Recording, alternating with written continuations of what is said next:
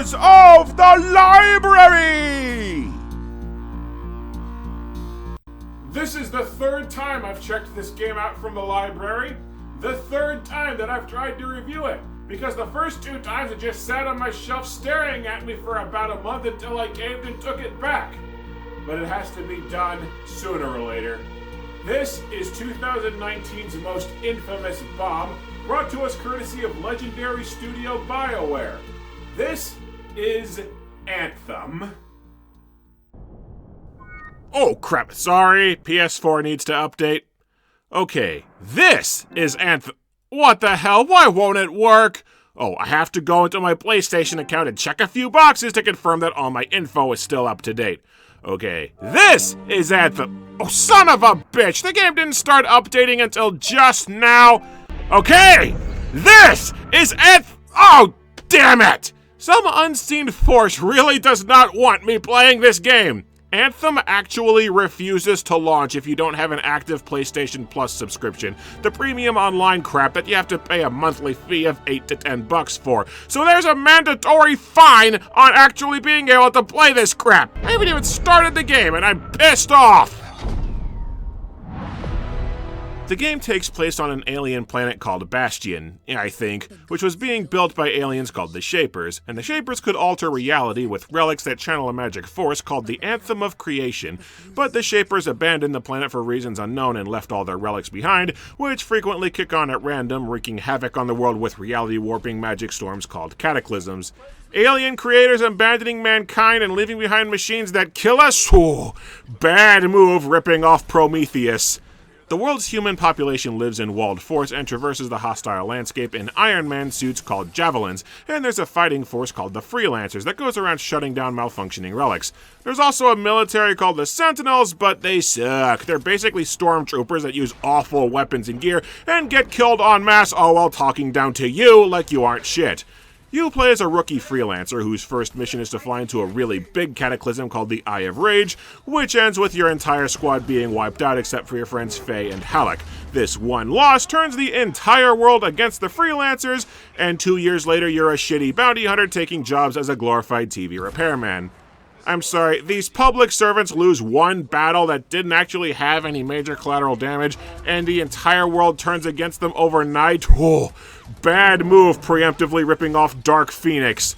The actual plot of the game kicks in when a spy hires you to investigate a brewing invasion by the Dominion, who created the Eye of Rage by invading Freemark using the Cenotaph, and the Dominion is led by the Monitor, and he's psychic because he's both a Cypher and a Lancer, and you also have to deal with 3 other factions of Outlaws, Regulators, and Scars who will raid Striders, and do you have enough made-up sci-fi terms to try and keep straight yet?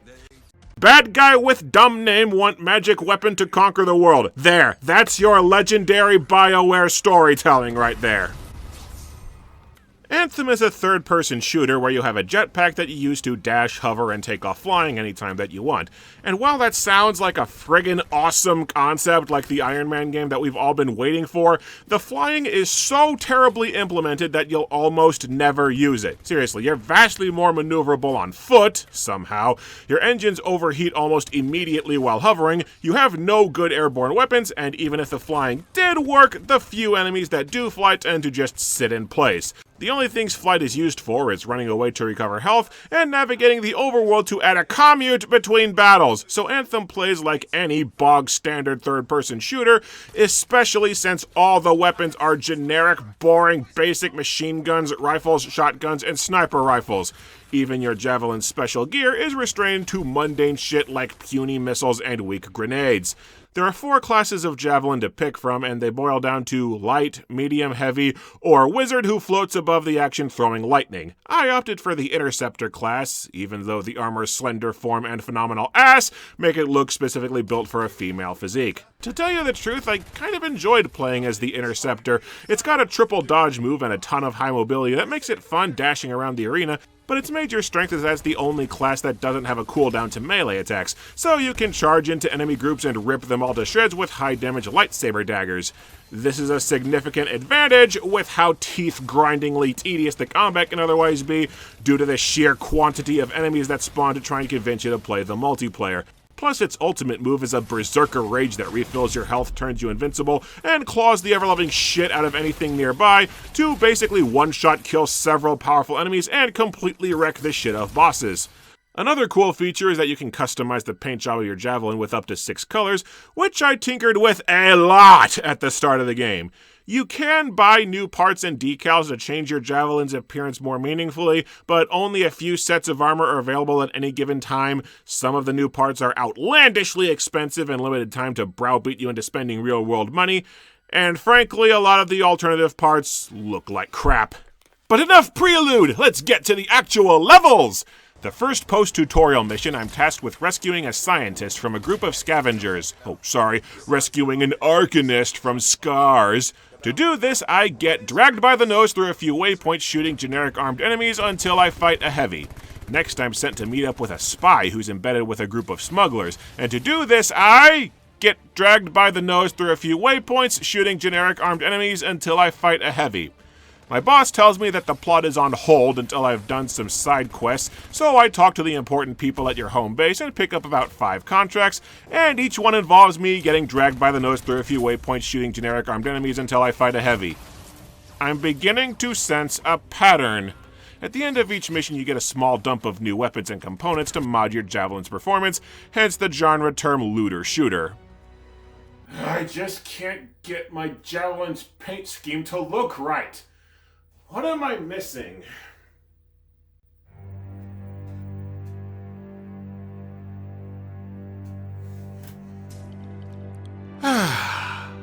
Perfection. What pisses me off about the game is that you can set levels to private so that no online players can join, so even though you can play the game single player, and I did, Anthem still refuses to run unless both you and the game's servers are online all the time. But here's the killer. Even if you're playing the game in single player, there's no pause function. I got a pizza delivered to my house and paused to enter the door, only to realize that I was still getting shot, and then after I killed the group of enemies and paused to eat lunch, I got disconnected from a single player game for inactivity. And trying to play co-op will punish you with load times the likes God has never seen, so live services can suck it! In between levels, you travel to the character's home, Fort Tarsus, and I friggin' hate this place. All I want to do is drop in, grab my quests, and get back to the actual game, but no, this place is so cramped and so awkwardly structured that it becomes a royal pain trying to track down the people who will give you new quests. Come to find out the game is so threaded that there's only like 4 quest givers anyway, just spread out to annoy you as much as possible. It's dead air in between the actual gameplay. What's worse is you have no control over what's marked by the game's waypoint system, so often it'll just steer you to the launch pad and leave you trying to find critical quest people using the tiny, barely decipherable icons along the top of the screen. There are a ton of civilians at Fort Tarsus that will talk your damn ear off about absolutely nothing that you could possibly care about, and several conversations are several minutes long, like this old bastard who will gab on and on about how he's the oldest man at the fort for about 4 solid minutes. You know, you don't live as long as I have without seeing some things. Yeah, like what? I was there when the scars swarmed the fort's terraces. Yeah, I started ignoring civilians pretty quickly, and several of the conversations play like they're supposed to launch missions, but then they just don't, like the bartender who tells you everyone who's owned the bar has been mysteriously assassinated, or another freelancer who gets into major debt with a crime ring. It's like they ran out of time to actually code the missions that went along with these, but they already had this crap recorded and used it anyway. About the only character that I can stand in the game is Owen, your character's mission control. He's the only person whose dialogue doesn't feel like non-stop exposition, and he actually has a lot of funny lines and good banter. You picked up on that, right? Little warble?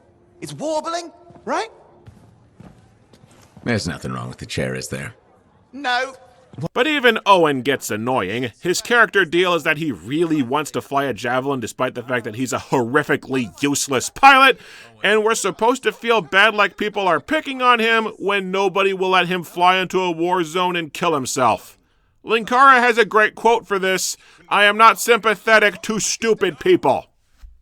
Anthem's biggest problem is that it's boring, and it gets boring fast. The game has almost no enemy variety. Every mission is just you shooting swarms of basic goons with an occasional flyer who barely moves and the occasional heavy.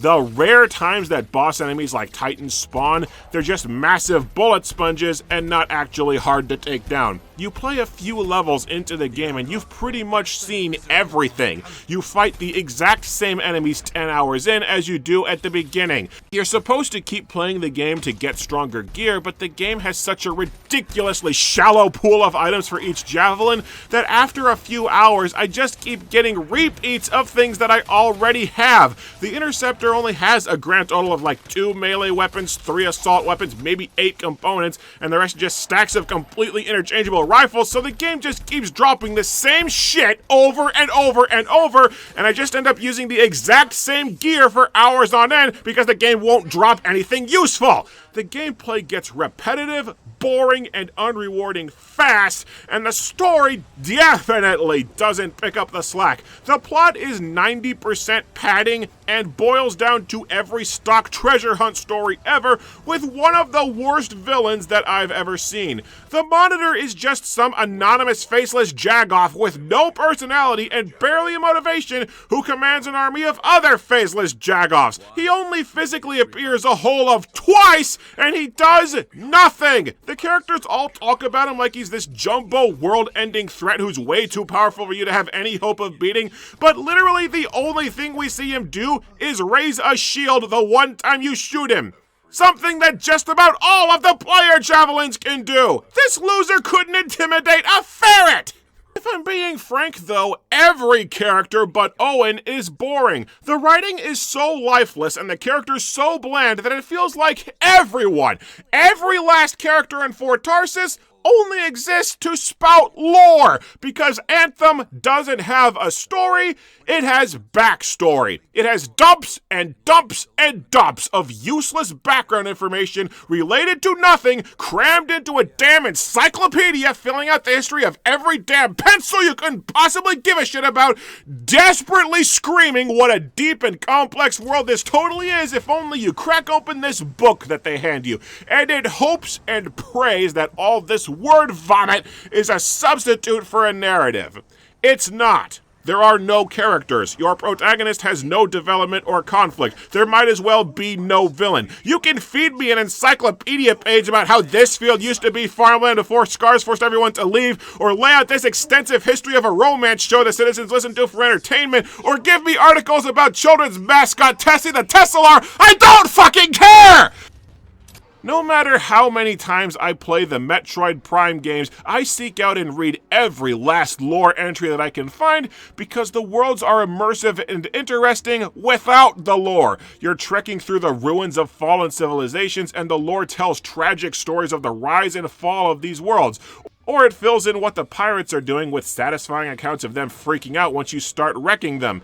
In Anthem, you're just a boring asshole wandering around a boring jungle planet with a tiny boring civilization getting along just fine with 3 factions of boring enemies that are completely faceless and not actually a threat to anyone. No amount of boring background information is going to make me give a shit about the nothing that's going on. You're told that the Monitor is going into the Heart of Rage to get a magic super weapon called the Cenotaph because it can control the Anthem of Creation, which I guess makes it the Infinity Gauntlet. And if you got excited that the Anthem's reality warping powers open up no end of mission or story possibilities, literally the only thing we ever see relics do with the Anthem is spawn enemies. So the Monitor getting his hands on this thing that seems to do nothing, it's kind of hard to care. To get to the Cenotaph, you need to fly into the Heart of Rage, but you can't without dying, so you need to ask your old pals Halleck and Faye for advice. You rescue them from a smuggler leader, Princess Zim, who gets tons of build-up and an obnoxiously long intro cinematic, only to never be mentioned again. Faye tells you that you can enter the Eye of Rage with a magic armor called the Javelin of Dawn, but the Javelin of Dawn is buried with a big shot general. And to find it, you need to visit the Tombs of the Legionnaires. You hear that? That's the collective howl of rage from everyone who's ever played Anthem, because Tombs of the Legionnaires quickly became infamous as one of the worst story quests in history. You have to go to the game's online free play mode and find 4 hidden tombs, but the tombs won't let you inside until you've completed quests for each one, and it takes several hours of tedious, frustrating grind to complete these quests. It is literally the game stopping dead and refusing to let you continue until you've wasted several hours of your life dicking around an empty sandbox, waiting for very specific objectives to spawn. Tombs of the Legionnaires actually had players rage quitting the game en masse until Bioware was basically forced to issue a patch that marks the Tombs quest complete from story missions. So by the time I got to the Tombs mission, 11 of the 15 objectives were already marked finished, but even with the bulk of the objectives already done, it still took me 5 or 6 hours to finish this one mission. So what are the Legionnaire missions? Complete 5 world events. Okay, what are those? World events are missions that will abruptly spawn seemingly at random during free play, and most of them are intentionally balanced to where you need multiple players to complete them. Multiple players that you will never have because, in my experience, the 2 or 3 other players on the server will never be anywhere close to your location. So spending about half an hour fighting shitloads of exploding enemies and massive bullet sponge titans in a level that was balanced for 3 players all by my lonesome, yeah, that was real fun. The next tomb wants me to kill 3 legendary enemies. Those bastards spawn basically at complete random, so that amounted to hours dicking around the environment hoping I found some on accident. Do 15 combo triggers. After digging through the game's encyclopedia of tutorials, I found out a combo is when you use a specific weapon to deal extra damage off a status ailment. And when I say specific weapon, I mean that after several hours of grind, I had found exactly 1 weapon for my interceptor that could deal combos. This game can eat dicks. What really tripped me up was the Find 15 treasure chests, because as the name implies, treasure chests are really hard to find, so you waste hours wandering aimlessly around the overworld until you figure out on your own that a chest will spawn every time you finish a world event, so you wander the land doing infuriating multiplayer missions solo until you finally finish the damn objectives! The Tombs of the Legionnaires mission pops up really early in the game, maybe 4 hours or so in, and it's such an obnoxiously long, tedious, boring-ass grindfest that it completely murders, slaughters any enthusiasm or immersion that you could possibly have had into the game. I was actually kinda having fun making believe that I was an armored jetpack badass loudly humming the Mandalorian's theme everywhere I flew, but now the game feels like work. What's worse is that being forced at gunpoint to play the free play mode for several hours really drives home what an utter waste of time the free play mode is. World events barely get you any XP, and the loot is the exact same as normal levels, i.e. complete shit. I played this unholy pain-in-the-ass level you're watching here, where you clear out a temple by running between safe zones so that your javelin doesn't get torn apart, ultimately having a boss fight that spawns hordes of really strong brutes, all of whom jump back up to full health if I die. Took me half an hour. And what's my payback for doing all this? A paltry amount of XP and a few uncommon rifles that I already had. Gee, that was worth it! Even exploring is a pain because the low forced flight ceiling regularly forces you to fly around mountains, and this might be the only open world game I've ever played where you can't set waypoints for navigation. The only advantage to playing free play is harvesting crafting materials, but there's never anything worth crafting in my inventory anyway. Every single facet of the free play feels intentionally balanced to be a complete waste of time. It was also around this point that I got to player level 8 and I unlocked a second javelin, and I decided to try out the medium build, the Ranger. Its melee attack is awful, its dodging is much worse, its gear is weak grenade than a piddly missile or a charge shot, its ultimate move is a missile barrage that feels less useful, and its trade-off for sucking at everything is having slightly more health. I'm told that it's meant to be part of a squad scoring a lot of combos, but guess what, douchebag? It's hard to be part of a squad when there are no online players to form squads! So after your days-long detour into useless grind, you get back to the plot. Come back to Fort Tarsus and we'll plan our next step. This is where it gets interesting. Does anybody else feel like that line is there specifically to mock you? You find the tomb of General Tarsus, but you only find her signet, so you take her signet to the Fortress of Dawn, where you undergo trials to prove that you're worthy. Trials like fighting a titan that just kind of stands there with a mile-long health bar, and an obnoxious mosh pit level where the game kicks you in the teeth for picking an interceptor because you're forced to stand in a small circle fighting ranged enemies, rendering your melee attacks completely worthless. These levels amount to almost an hour of the game lecturing you about General Tarsus, like it was a documentary on an actual war hero fighting some enemies they don't explain called the Urgoth, and reenacting some humongous battle you can tell you're supposed to be awed by as really important, and none of it has dick one to do with anything.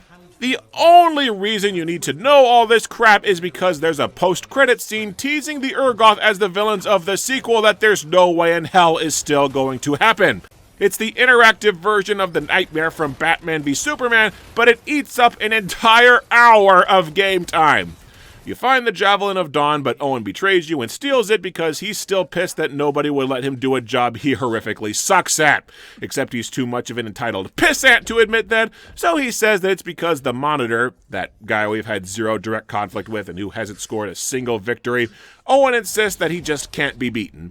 Also, despite the fact that Owen couldn't get a commercial-grade Javelin to so much as stand up earlier in the game, the legendary badass magic armor works perfectly for him right away. Figure that one out. Faye tells you that you don't actually need the Javelin of Dawn, you just need to build its shields, which requires playing 2 or 3 completely unrelated side quests for the Arcanist and Sentinel Dax. So, come on! We got a whole 2 levels after the Tombs mission before the plot grinds to a halt for another 2 hours of padding. And what the hell is the Monitor doing that I apparently have weeks solid to farm all this crap while he sits on ass twiddling his thumbs? You finish the Dawn Shield, but it doesn't work, and you get word that the Monitor is swarming his forces at the Heart of Rage. Halleck goes to the Fortress of Dawn because he hasn't been able to get his Javelin to work for years and he needs to get his shit together. You see, all the tech in this world works on psychic powers that the Anthem has given humanity, so it makes even less sense that the Javelin of Dawn worked for a weenie like Owen. You'd think it would sense that he's not worthy. Who fucking cares? By default, Halleck kind of inherits the mantle of only likable character as he struggles with accepting that he's not going to be the legendary badass he always dreamed of. And honestly, Halleck's character bits and arc at the end of the game are pretty well done. I got no family. Poured every bit of me into being the best. You taught me. Taught most of us. I don't want to be a teacher. I just wonder why Halleck is the one with a central inner conflict and character arc, and not the actual protagonist. Owen shows up because he couldn't get the Javelin of Dawn working either, so the Monitor burned his eyes out, which is way more satisfying than it should be. I've heard it. The Anthem, I've heard it too. How it can drive a person to do terrible things. Big deal, I've heard the Anthem too. This is the anthem, throw all your hands up, yell at the feel me, sing if you're with me. This part is really awkwardly written with the characters acting like we already saw Owen fail when this is the first time it's brought up, and I swear Owen changes sides like 3 times over the course of one conversation. But regardless, Owen gives you a part to get the Dawn Shield working, and then he leaves. Yep, the major antagonist with a deep connection to the hero and a magic armor that was built up for hours as being really friggin' important, they both drop off out of nowhere and are never mentioned again. Bioware magic!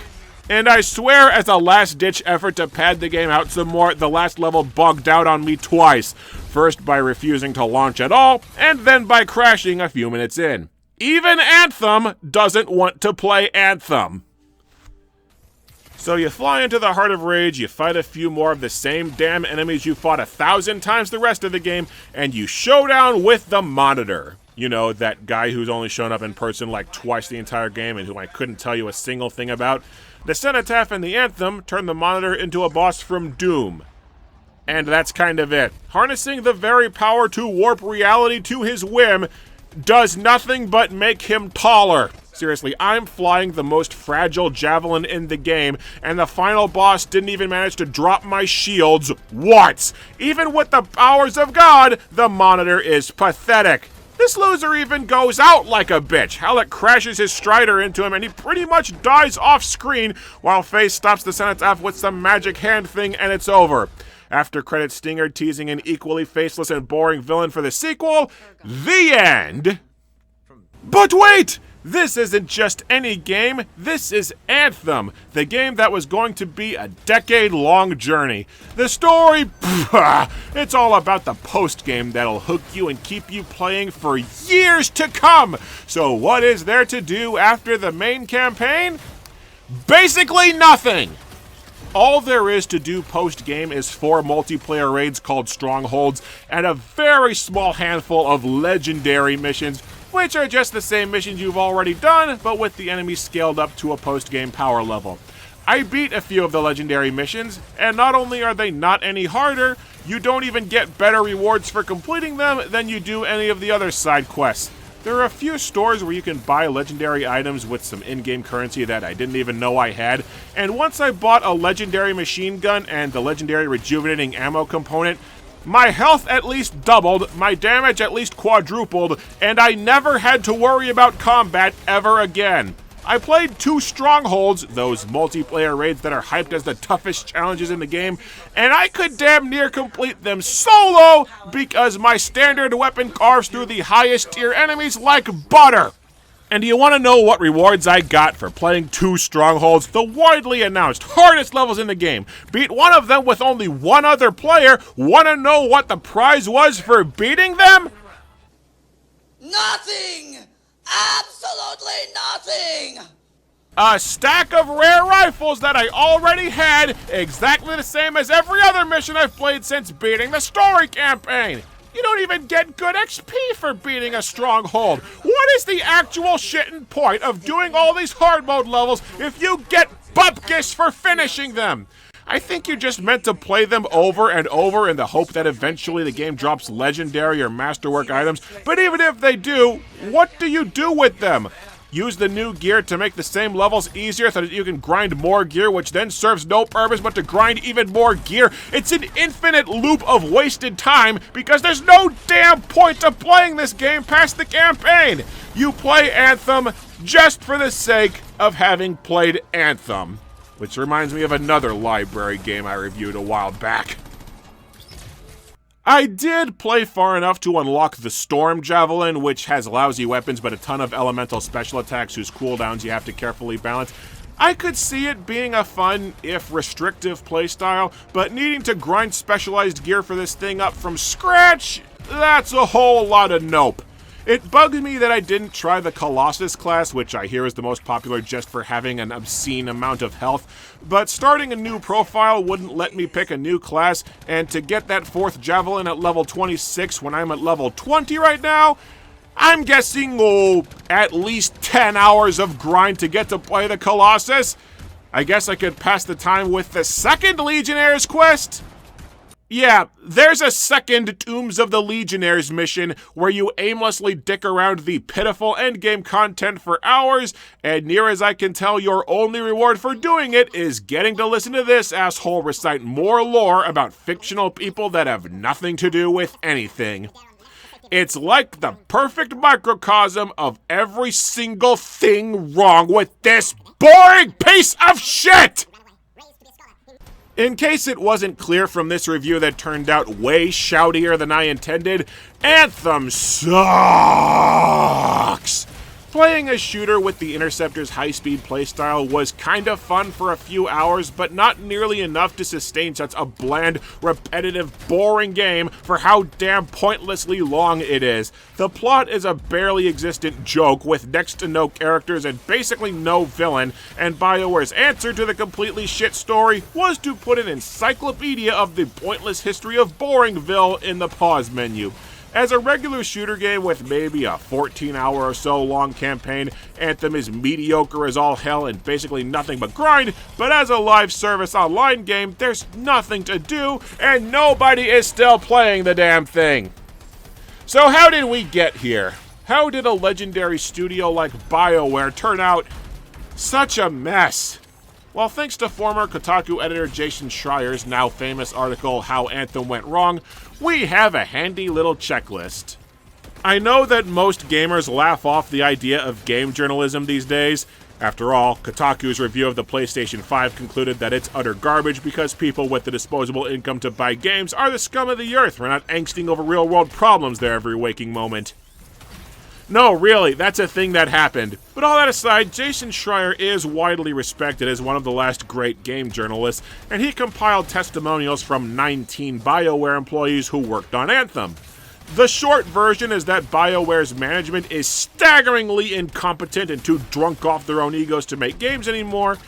The long version is, well, Anthem went into production in 2012 as a co-op action game under the codename Dylan, because Bioware had decided this game that didn't even have a concept yet was going to be as revolutionary as Bob Dylan. Gee, that's not pretentious at all. The game was eventually pitched as Beyond, an open-world survival game on a hostile alien planet. But the game's production completely stalled out for 4.5 years. Partly because the heads of the project left BioWare twice, but mostly because nobody in BioWare's management would make or commit to any basic fundamental design decision. EA demanded to see a demo of the game, and EA completely hated the janky mess that BioWare had to show for itself. A small team hurriedly cobbled together a demo that included flying, which EA liked, and that demo is what was shown when the game was unveiled at E3 2017. A game that didn't exist in any shape or form, and whose trailer the entire dev team was seeing live for the very first time, serving as the first definitive direction that BioWare had been given for making the game. EA also just pulled the name Anthem straight out of its ass, and BioWare later made up the Anthem of Creation to justify the title, which is why the Anthem does basically nothing in Anthem. BioWare had wasted so much time doing nothing that Anthem ended up being developed in 1 year of a ludicrously mad rush. They had nothing but one mission done by the start of 2018, and the game had to come out March 2019 to meet EA's fiscal year. This led to BioWare instituting crunch, the sadly extremely common practice in the games industry of forcing developers to work abusive overtime for months on end. Anthem's developers were forced to work 100 hours a week with no weekends, breaks, or holidays for over a year solid, or else get fired. The massively excessive overworking led to epidemics of depression and anxiety, with loads of developers quitting the company or being ordered by doctors to take months off work because they were having full-blown mental breakdowns from the stress. Because Dragon Age Inquisition had a similar troubled production but still turned out good, BioWare's management has the philosophy of BioWare Magic! The idea that no matter how badly a game's development goes wrong, everything will just magically come together at the last minute because they're BioWare and they shit gold, baby! In other words, their philosophy is hope, prayers, and abusively overworking the staff to make up for management's incompetence. The problems didn't end at abusive work practices, of course. EA forces all their developers to use DICE's Frostbite engine, which is utter crap for making anything but first-person shooters. BioWare had to invent multiple basic functions for Anthem from scratch, and couldn't rely on Frostbite's support because EA kept them assigned to the FIFA series. As the game took shape as a looter shooter, the entire team realized they were making a clone of Destiny, but BioWare's management was so arrogant and so convinced that their vision was a brilliant new advent in gaming that developers were expressly forbidden from mentioning Destiny, let alone studying it to avoid its pitfalls. Hence the garbage loot. The ability to fly was added in and taken out multiple times between not being able to get it to work in Frostbite and management not being able to stick to a decision, so the missions and combat make next to zero use of flying in the finished game because it was finalized so late in production that they had no time to design around it. The heads at BioWare were furious that Mass Effect Andromeda became so widely memed for its abysmal facial animations, and thus mandated that all the game's cutscenes should be recorded with performance capture that was so prohibitively expensive that everything had to be done in one take, and couldn't be redone if the script changed afterward. Which it did. BioWare also knew that Tombs of the Legionnaires was hot garbage, but they left it in anyway because the campaign was too short without it and they were flat-ass out of time to add more content. In fact, the mission was originally going to be worse, with time gates forcing you to wait actual days to finish it. Despite being one of 2019's highest-selling games, Anthem was still reported to be a sales disappointment and was near constantly making headlines for bad reasons. It was buggy as crap with constant crashes, including a bug that locked up the PS4 in such an obscure way that it was reported to be bricking consoles, and even after a year and a half of patches, I ran into 3 full crashes and tons of glitches. My character would often stroke out while flying, civilians in Fort Tarsus would frequently warp through walls from not loading in correctly, and often I'd be stuck in place for no apparent reason because the game didn't render enemy attacks properly. Get glitched.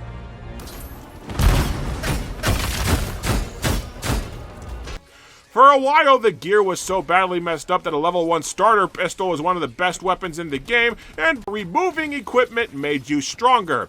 Multiplayer quickly became a ghost town as Bioware tried to run damage control by promising how much great content they'd had to make the game worth crap, but then Bioware needed so many hands on deck patching the game out of beta post-launch that the roadmap of announced updates was very quickly cancelled.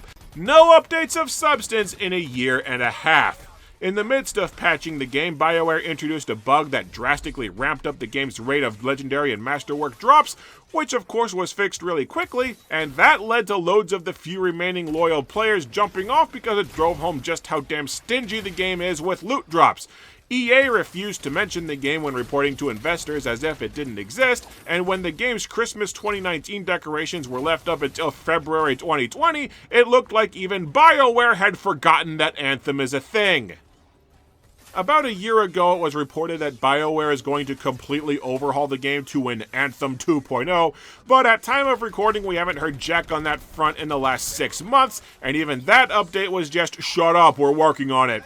Everyone at Bioware who was in charge of Anthem has long since either left or been shuffled off to other projects, so it looks like nobody is actually leading any work on updates, and hasn't been for a while now. A combination of mediocre gameplay and the growing sense that Bioware either can't or won't salvage the game led to the online player base dropping off a cliff, and barely anybody is still playing the game, which is the kiss of death for an online game that no amount of patches will fix. Bioware's full response to Jason Schreier's expose was to call Jason a meanie poophead, proving they haven't learned a single damn thing from the disaster that is Anthem. In this age of mega patches, overhauls, and relaunches, every single time a broken game like Anthem is released, people come out of the woodwork to scream, "Oh, come on! They fixed Final Fantasy XIV! They fixed No Man's Sky," that's extremely debatable. "They could still fix Anthem, or WWE 2K20, or Marvel's Avengers."